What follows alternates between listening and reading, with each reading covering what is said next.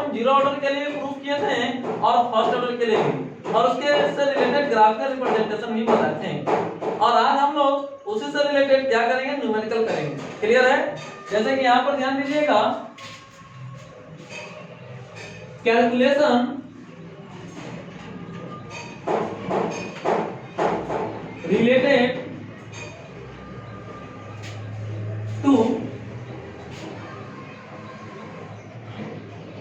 integrated rate equation, integrated rate equation and half life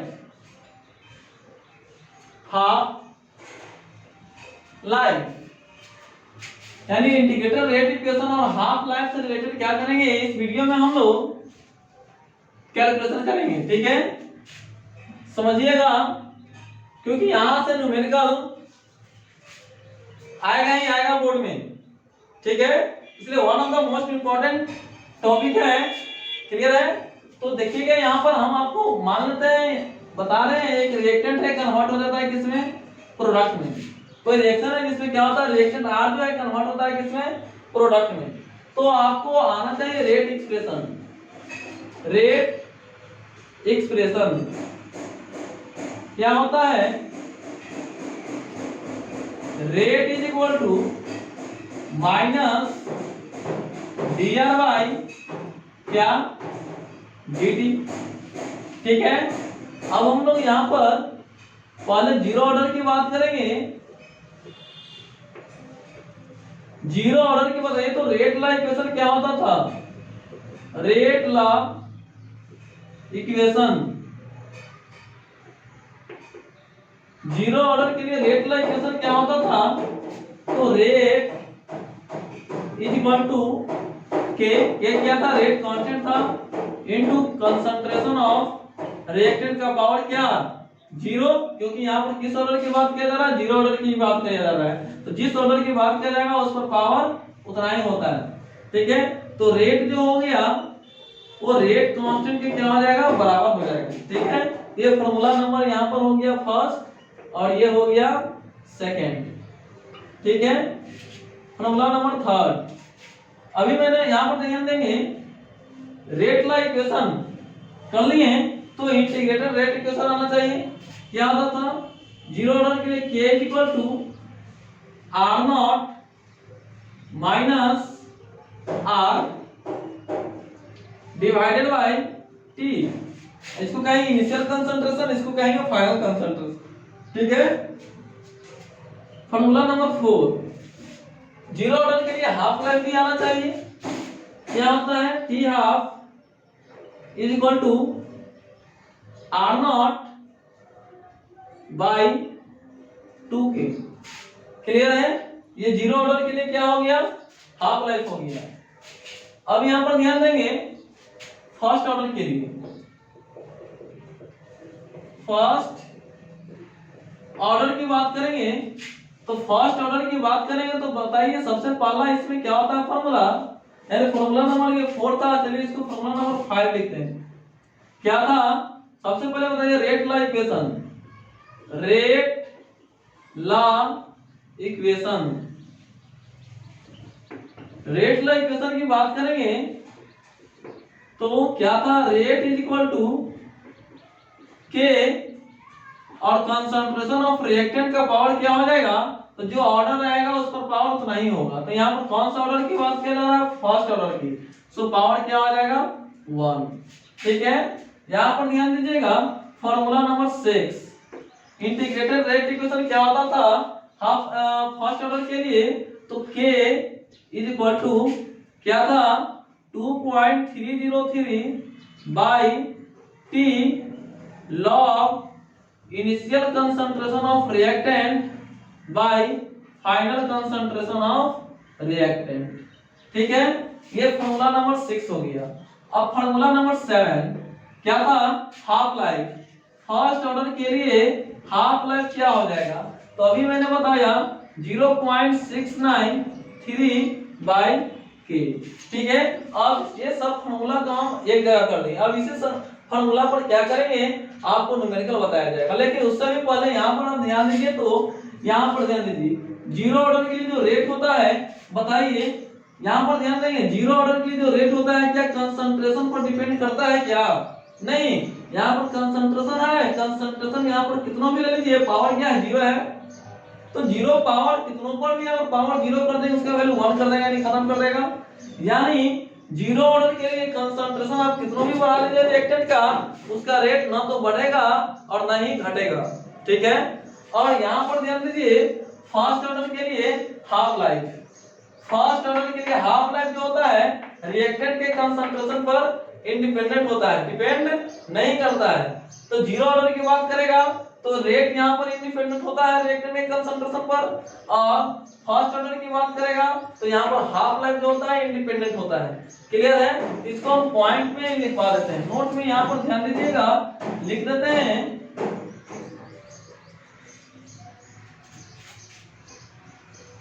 rate of reaction for zero order is independent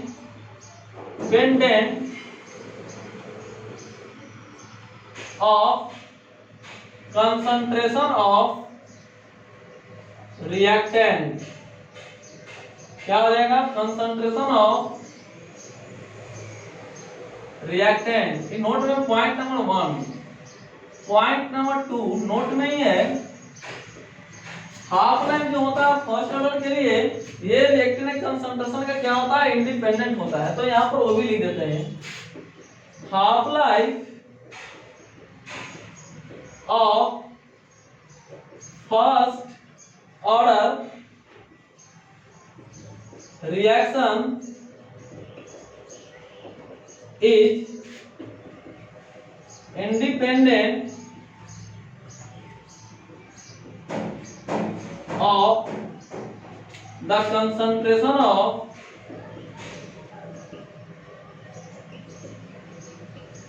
reactant। ठीक है। अब एक बात और आपको हम यहाँ पर बता देते हैं, जितने भी रेडियो एक्टिव डिसइंटीग्रेशन होगा, जितने भी रेडियो एक्टिव डिसइंटीग्रेशन होगा वो फर्स्ट ऑर्डर को ही फॉलो करता है। क्लियर है? तो बताइए रेडियो एक्टिव सब्सटेंस का हाफ लाइफ इंडिपेंडेंट होगा कि नहीं होगा, यानी उसके मास पर डिपेंड करेगा कि नहीं करेगा। ठीक है, तो ऑफ कोर्स आप लोग कहेंगे कि नहीं करेगा, क्योंकि जब ये फर्स्ट ऑर्डर को अवे करता है तो इसका मतलब इसका हाफ लाइफ भी क्या होगा, इसके मास पर डिपेंड नहीं करेगा। ठीक है, यही तो कारण है कि नागासाकी और हिरोशिमा पर जो परमाणु बम गिराया गया था उसका इफेक्ट आज भी है। ठीक है, क्योंकि उसमें क्या था, रेडियो एक्टिव सब्सटेंस ही है। ठीक है, और जब तक ये दुनिया रहेगा उसका इफेक्ट रहेगा ही रहेगा, भले उसका इफेक्ट कम होगा लेकिन जीरो कभी नहीं हो सकता। क्यों? क्योंकि रेडियो एक्टिव सब्सटेंस का हाफ लाइफ खत्म कभी हो ही नहीं सकता, यानी कंसंट्रेशन ऑफ रिएक्टेंट का क्या होता है, इंडिपेंडेंट होता है। तो हम यहां पर लिख देते हैं radio active disintegration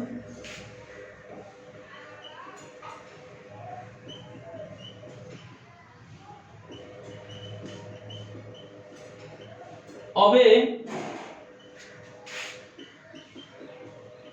first order kinetics। ठीक है, therefore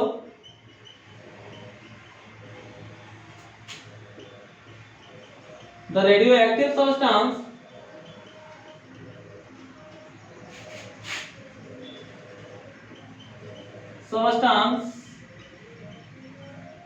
independent radioactive substance does not depend on the mass of itself। ठीक है, यानी वही चीज यहाँ पर लिखा है सबसे पहला पॉइंट में कि रेट ऑफ रिएक्शन जो होता है जीरो ऑर्डर के लिए वो इंडिपेंडेंट होता है, यानी कंसंट्रेशन ऑफ रिएक्टेंट पर डिपेंड नहीं करता है। जैसे कि आप यहाँ पर देख सकते हैं रेट ऑफ रिएक्शन है जीरो ऑर्डर के लिए, वो कंसंट्रेशन ऑफ रिएक्टेंट पर डिपेंड नहीं कर रहा है, ठीक है। उसी प्रकार से यहाँ पर दूसरा पॉइंट लिखा है हाफ लाइफ जो होता है फर्स्ट ऑर्डर के लिए वो कंसंट्रेशन ऑफ रिएक्टेंट पर डिपेंड नहीं करता है। ध्यान दीजिए इस फॉर्मूला में कभी खत्म हो यहाँ पर रिएक्टेंट का कंसंट्रेशन है क्या, नहीं है, तो हाफ लाइफ इसका क्या हो जाएगा, कंसंट्रेशन पर डिपेंड नहीं करेगा। और एक बात आपको याद रखना होगा, जितने भी रेडियो एक्टिव डिसइंटीग्रेशन होंगे, ठीक है, radio active disintegration first order को अबे करते हैं और फर्स्ट ऑर्डर का हाफ लाइफ कभी रिएक्टेंट ऑफ कंसंट्रेशन पर डिपेंड करता ही नहीं है, ठीक है। क्लियर है, पॉइंट टू बी नोटेड। चलिए अब हम लोग समझेंगे हाफ लाइफ को एक क्वेश्चन के द्वारा, ठीक है, यानी उस पर रिलेटेड एक क्या करेंगे, क्वेश्चन करेंगे, न्यूमेरिकल करेंगे, है कि नहीं। आपको हम बताते हैं कोई भी न्यूमेरिकल बनाइए, सबसे पहले क्वेश्चन को केयरफुली रीड करिए। रीड करने के बाद जो जो डाटा वहां से मिलेगा उसको पहले लिखिए। अगर डाटा लिख लेते हैं तो फॉर्मूला भी है ना पता चल जाएगा कि कौन सा फॉर्मूला वहां पर लगाना है, ठीक है। जब इसका आइडिया लग जाएगा तो आराम से बन जाएगा। तो देखते हैं यहाँ पर अकॉर्डिंग टू क्वेश्चन, पहले क्वेश्चन को क्या करना होगा, रीड करना होगा। यहाँ से सॉल्यूशन करेंगे हम लोग इस क्वेश्चन का, ध्यान दीजिएगा। बोल रहा है फर्स्ट ऑर्डर रिएक्शन, तो बताइए तो यहाँ पर किस ऑर्डर की बात किया जा रहा है, फर्स्ट ऑर्डर की। तो यहाँ पर लिख लेंगे फॉर फर्स्ट ऑर्डर, ठीक है, फर्स्ट ऑर्डर की बात किया जा रहा है। अब first order reaction is found to have, यानी फर्स्ट ऑर्डर रिएक्शन जो है पाया गया है क्या है, यानी उसके पास पाया गया है रेट कांस्टेंट के जो है ना इतना है, यानी फर्स्ट ऑर्डर रिएक्शन के पास रेट कांस्टेंट का वैल्यू कितना पता चला है, तो 5.5। तो रेट कांस्टेंट को के के द्वारा लिखते हैं, जैसे कि यहाँ पर भी तो लिख ही दिया है के इक्वल टू कितना दिया गया है, क्वेश्चन से देख करके लिख लेंगे 5.5 into 10 to the power minus 14 second inverse. नहीं तो आपकी यूनिट से भी पता चल जाएगा किस ऑर्डर का रिएक्शन है। सेकेंड इनवर्स किसका यूनिट होता था, तो फर्स्ट ऑर्डर का रिएक्शन यूनिट होता था, ठीक है। तो के का वैल्यू पता चल गया। तो फिर आगे बोल रहा है क्या, find the half life of the reaction, ठीक है।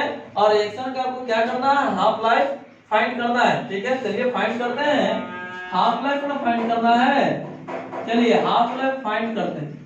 तो किस ऑर्डर की बात किया जा रहा है, फर्स्ट ऑर्डर की। तो बताइए फर्स्ट ऑर्डर का हाफ लाइफ क्या होता था, तो आपको बताए थे अभी क्या, P half is equal to 0.693/k, ठीक है। पी हाफ निकालना है, के का वैल्यू चाहिए जो क्वेश्चन में गिवन है, ठीक है।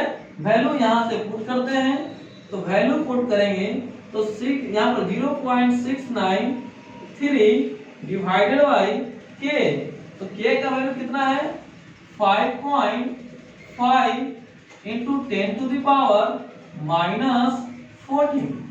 समझ में आता है।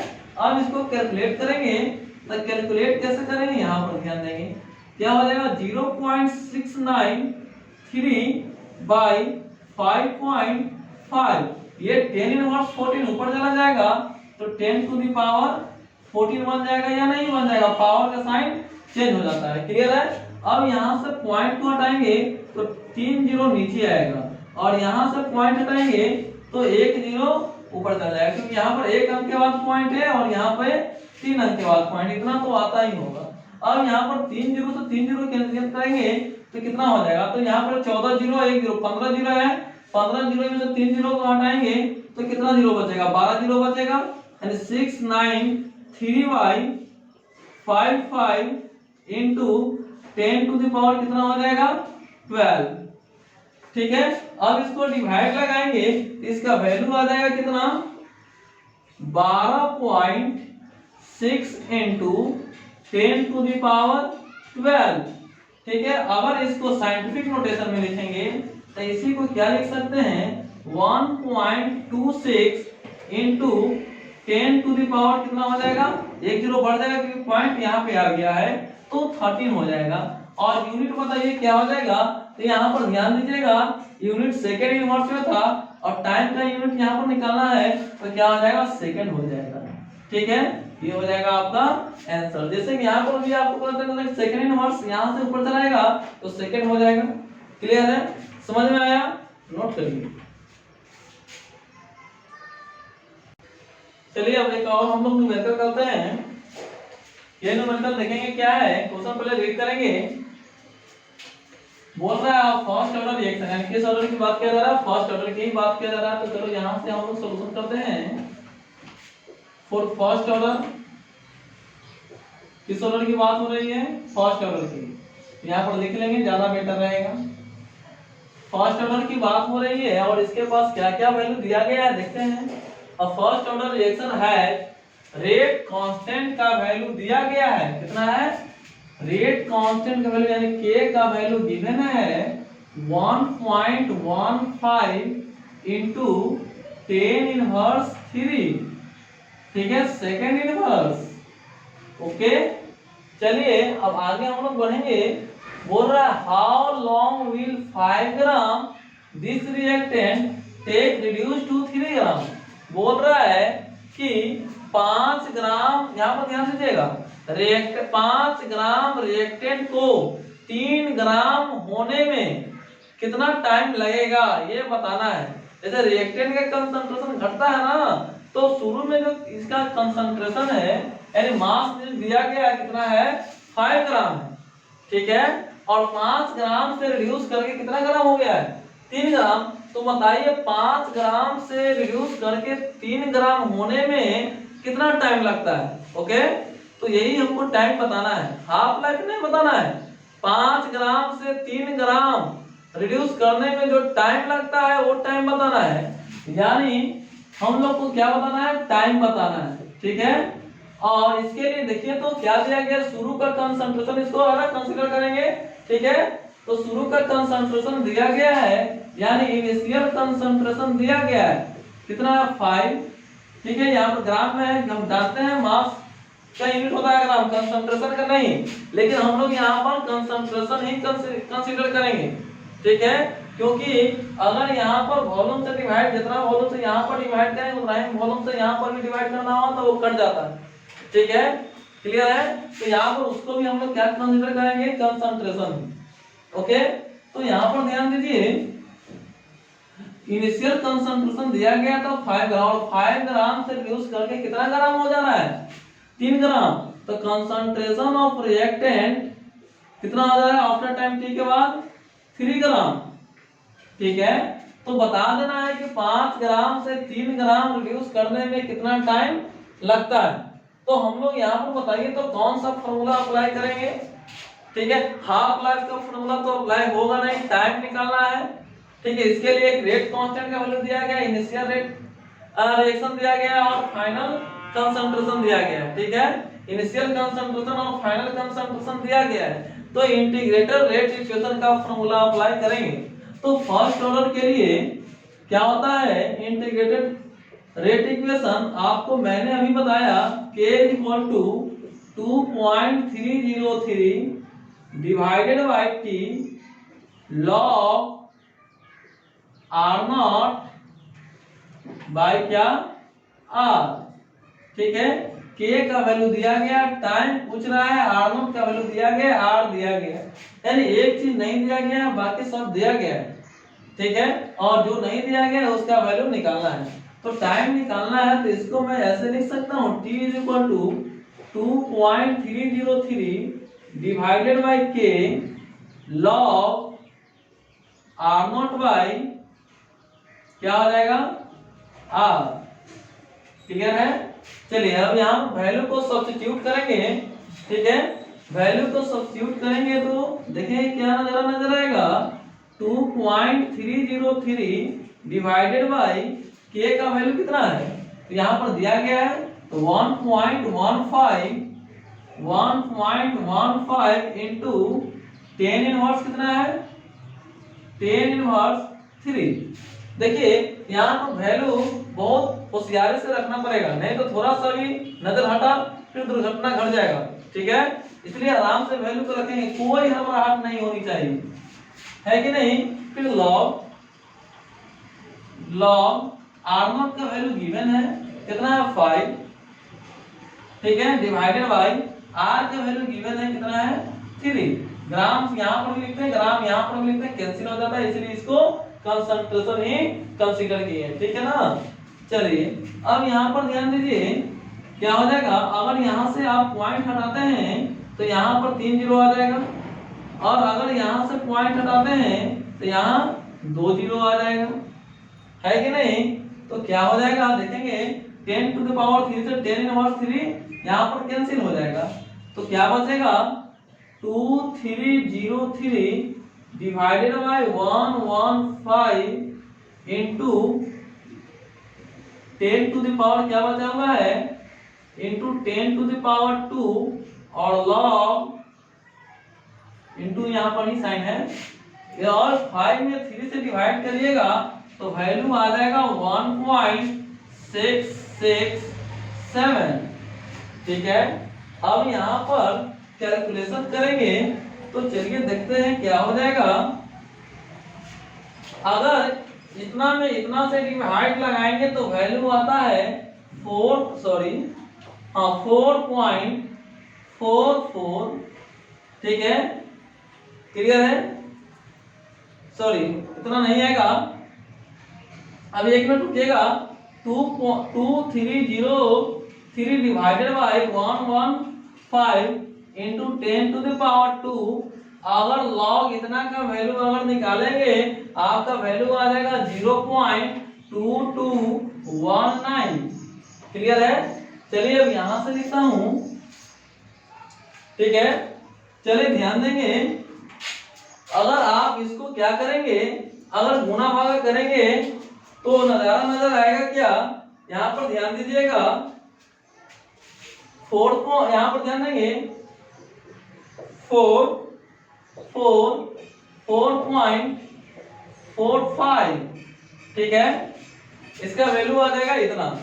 अब यहाँ पर यूनिट क्या हो जाएगा, निकाले हैं क्या टाइम, तो टाइम का यूनिट यहाँ पर यदि सेकंड इनवर्स में था तो बताइए क्या हो जाएगा, सेकंड हो जाएगा, ठीक है। ये आपका हो गया answer, point to be noted. चलिए अब हम लोग एक और न्यूमेरिकल की ओर बढ़ते हैं, आगे पढ़ेंगे क्वेश्चन उसी प्रकार से। क्या है दिया गया the rate constant for the first order reaction, किस ऑर्डर की बात किया जा रहा है, फर्स्ट ऑर्डर की। यहां लिख लेंगे फॉर फर्स्ट ऑर्डर, ठीक है। रेट कांस्टेंट का वैल्यू दिया गया ना, देखिए यहां पर लिखा हुआ the rate constant for the first order reaction जितना सेकंड इनवर्स, नहीं तो आपको यूनिट भी बता देगा वो क्या है, सेकंड इनवर्स किसका यूनिट होता है, रेट कांस्टेंट का ही। तो k का वैल्यू यहां पर गिवन है 60 सेकंड इनवर्स, ओके। फिर आगे देखेंगे, बोल रहा है हाउ मच विल, यहां पर ध्यान दीजिए, how much time will it take to reduce, बोल रहा है कि कितना टाइम यहां लेगा रिड्यूस करने में, तो कितना रिड्यूस करने में यानी कितना टाइम लगेगा, हमसे टाइम पूछा है तो पहले यहां पर लिख देंगे टाइम निकालना है, ओके। यानी how much time will take to reduce the initial concentration of reactant to it 1/16th value, यानी इनिशियल कंसंट्रेशन के 1/16वां भाग रिड्यूस करने में कितना टाइम लेगा ये बताना है, ओके। तो चलिए यहां पर ध्यान दीजिएगा, यहां पर ध्यान देंगे, दिया गया है क्या है कि नहीं, इनिशियल कंसंट्रेशन का 1/16th वैल्यू रिड्यूस करने में कितना टाइम लगेगा ये निकालना है, ओके। तो यहां पर ध्यान दीजिए, तो मान लेते हैं इनिशियल कंसंट्रेशन को 1, ठीक है, और फाइनल कंसंट्रेशन को मान लेते हैं 1 का कितना है 1/16 वैल्यू ना, यानी 1/16। अगर आपका यहाँ पर वैल्यू, ठीक है, यानी रिएक्टेंट का जो वैल्यू होगा रिड्यूस करने के लिए, ठीक है, तो अगर वहां पर फ्रैक्शन में दिया हुआ रहेगा तो यहाँ पर आपको इनिशियल कंसंट्रेशन 1 मानना पड़ेगा, ठीक है, और फाइनल कंसंट्रेशन जो दिया गया है वही, ओके। तो चलिए अब बना लेते हैं, अभी जैसे कि हम लोग बनाते हैं इसके पिछले वाला न्यूमेरिकल उसी प्रकार से यही बनाएंगे, है ना। तो कौन सा यहाँ पर फॉर्मूला लगेगा, तो इंटीग्रेटेड रेट इक्वेशन। तो क्या होता था k = 2.303 बाई क्या T log R naught by R. Okay, अब यहां से हम लोग टी निकाल लेंगे, क्या आ जाएगा 2.303 divided by K log R naught by R. Clear है? अब यहां से वैल्यू को सब्स्टिट्यूट करेंगे, 2.303 डिवाइडेड बाई के का वैल्यू कितना है 60, यहाँ लिख लेंगे 60 लॉग आर नॉट का वैल्यू 1 है तो 1, आप यहाँ पर कुछ भी मान सकते थे x, अगर यहाँ पर x मानते तो यहाँ पर होता x into 1/16, ठीक है, 1 1 है तो 1 into 1/16, ठीक है ना। चलिए, यानी इनिशियल कंसंट्रेशन 1 और फाइनल कंसंट्रेशन का वैल्यू कितना है 1/16। ओके, अब यहाँ पर ध्यान देंगे, अगर यहाँ से पॉइंट को हटाएंगे तो क्या हो जाएगा, यहाँ पर 10 to the power 3 आ जाएगा, 1 2 3 अंक के बाद पॉइंट था, है कि नहीं। अगर पॉइंट को हटा दिए है ना तो यहाँ पर 3 वो 0 आ गया, तो क्या बच गया ऊपर 2303 डिवाइडेड बाई, इसको मैं लिख सकता हूँ क्या 6 into 10 to the power 4, ये 0 था इसमें चला गया तो 10 का पावर 4 हो गया। अब यहाँ पर नीचे वाला ऊपर चला जाएगा तो क्या हो जाएगा log 16। ओके, अब यहाँ पर ध्यान दीजिए 2303 बाई 6 इंटू 10 इनवर्स, इसको 4 कर सकते हैं, नीचे जो है 10 के पावर 4, ऊपर जाएगा 10 के पावर -4 हो गया। अब log 16 को क्या मैं ऐसे लिख सकता हूँ log 2 का पावर 4, ठीक है। अब यहाँ पर ध्यान दीजिएगा 2303 डिवाइडेड बाई 6 इंटू 10 इनवर्स 4।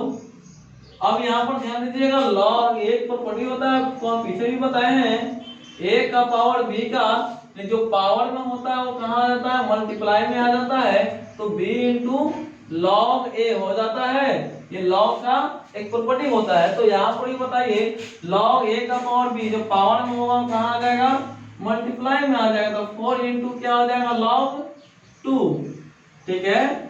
चलिए यहाँ पर ध्यान देंगे, तो अगर इसमें डिवाइड करेंगे तो आएगा क्या 383.83 इंटू यहाँ पर क्या है 10 इनवर्स 4 इंटू 4, और log 2 का वैल्यू कितना होता है अभी मैंने बताया 0.3010, ठीक है, तो 0.301 भी लिख देंगे, कोई दिक्कत नहीं है। अब इसको क्या करेंगे पूरा को कैलकुलेट करेंगे तो इसका वैल्यू आ जाएगा आपका 462.131 इंटू 10 इनवर्स 4। अगर आप इसको साइंटिफिक नोटेशन में लिखेंगे तो पॉइंट को यहाँ लाएंगे तो क्या हो जाएगा 4.6131 इंटू 10 इनवर्स कितना हो जाएगा, पहले से यहाँ पर देखिए 10 इनवर्स 4 था और पॉइंट को 2 अंक के बाद इधर खसकाए हैं तो 10 टू द पावर क्या हो जाएगा 2 हो जाएगा। ओके, तो बताइए यहाँ पर क्या मैं लिख सकता हूँ 4.62, ज्यादा 2 डिजिट लिख दिए पॉइंट के बाद, क्लियर है, इनटू 10 टू द पावर -4 और 10 टू द पावर 2 क्या हो जाएगा 10 टू द पावर -2। यहाँ पर बताइए यूनिट क्या हो जाएगा, तो फिर से हम वही टाइम ही निकाले हैं और सेकंड में आपका यहाँ पर डायरेक्ट कांस्टेंट सेकंड में मार्क्स में था तो यहाँ पर क्या हो जाएगा सेकंड हो जाएगा। समझ में आता है?